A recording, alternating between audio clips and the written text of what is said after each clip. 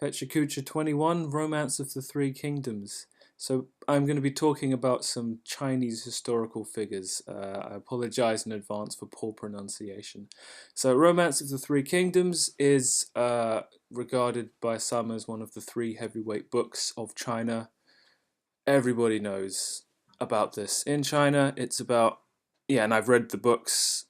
It's about a period of civil war in Chinese history that's kind of partially fictionalized for dramatic effect. It happened in the 2nd century China AD, and I was introduced to it through Dynasty Warriors, the video games, which for the most part are a accurate depiction of the fictitious depiction of the historical characters. Yeah, the storytelling is another repetitive part of the series, but yeah, that was my way in. Someone lent me one of the games, and then I played Romance of the Three Kingdoms games, which instead of having 40 select characters, you can play as almost anyone in almost any year contained within the book, and you kind of deal with the logistics of army building and marching, either as a faction or as a particular officer. So this introduced me from, say, 40 of the characters to like 400. So the three kingdoms in question are the Northern Kingdom of Wei, the Southeastern Kingdom of Wu, and the Southwestern Kingdom of Shu, color-coded by the Dynasty Warriors games to be blue, red, and green respectively. Cao Cao in the north, Sun Quan in the east, Liu Bei in the west. So Cao Cao of the north of the Kingdom of Wei, depicted in the book as a Machiavellian schemer, a brilliant general, a poet, a reformer, a great man by any sense of the word, but he is the bad guy in the book. Liu Bei, the good guy, is surrounded with his two brothers, Zhongfei and Guan Yu in the top left, able advisors, genius Zhuge Liang, bottom right, and a plethora of talented generals. He represents the, yeah, we'll come back to him.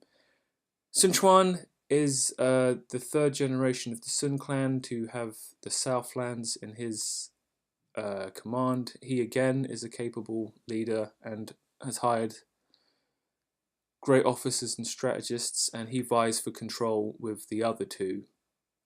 So yeah, the book has a time period before the Three Kingdoms proper begins, where there are a lot of kind of genuinely bad, corrupt people. Moving into the actual period of the Three Kingdoms, each kingdom has a plethora of intelligent and loyal and valorous generals supporting each faction's claim to be the kind of proper ruler of China. Shu is kind of depicted as being loyal, Wei is kind of ambitious, and Wu is maybe wanting to just preserve their own territory and the good of the people. Dynasty Warriors games kind of take their own spin on kind of these things. There's a amazing amount of characters, and all of them are interesting. So it's difficult to figure out, because I want to do something with this stuff, where to go. So Lu Bu is one of the most famous people of the time period. He was an absolute menace, and if he was also incredibly treacherous. So an incredibly strong general, incredibly untrustworthy ruler and servant. The Hobbit graphic novel is the thing I saw. It was an adaptation of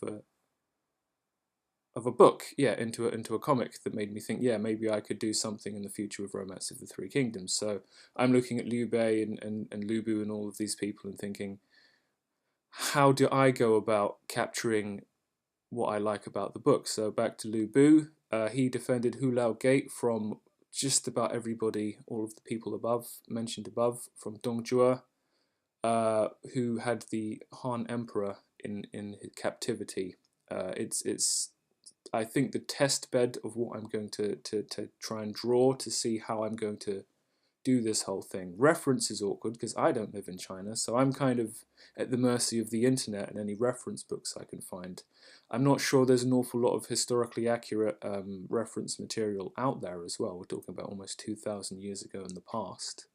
A lot of the visual stuff I see about the characters that I like the most is from the Romance of the Three Kingdoms games. I would like to emulate this art style, but maybe not for the comic. But learning to paint this well, it will take a long time, but it's definitely worth pursuing, and I can give a good amount of value to the characters. The thing about the book is it's a fictitious account of history. These two characters, Zhuge Liang and Ma Chao, are excellent examples of people who in the book are brilliant, but in history weren't. The guy on the left gets credit for a lot of things other people did. The guy on the right, in the book, rebelled because his father was killed, but in history he rebelled so his father was killed. So yeah, maybe I want to just tap into specific things like Guan Yu's escape from Cao Cao, Cao Cao's escape from Zhangju, or Lu Bu defending Hulao Gate. Because this is a time period that covers about a century, and also there's a parallel in Japan through the Samurai Warriors games where I'm interested in that historical period. Neo, that I was talking about last week, just a little bit, also feeds into that. So I'm going to have to do a Sengoku Jidai one of these. 6 minutes really isn't enough to cover the depth of 50 to 100 years of military history and all the drama and intrigues and personal relationships contained therein. So what have I got to do this week? Dissertation. The deadline for the first draft is pretty close, so I need to just double what I've got and effectively be almost finished for the hand-in, for the first draft hand-in. I've got another assignment from Graphic. I will almost certainly show what this is next week. I'm waiting for the questions for the first one from last week. I got a little lino printing kit, so I'm going to see if I can't figure out how to do this stuff at my own pace and get something that looks half decent. I'm going to, all of the things I have to do, I'm going to just try and do an hour of them and just switch up just an hour, figure out where I am, where I have to go, get through everything, so I can have some forward momentum. And Onikage Tennis, right now I'm intending to do 2 pages because the jokes I want just need a bit more space, and so does the text. That was a problem with one of the last ones I did. So that brings us to the end of Pecha Kucha 21. I'll see you next time.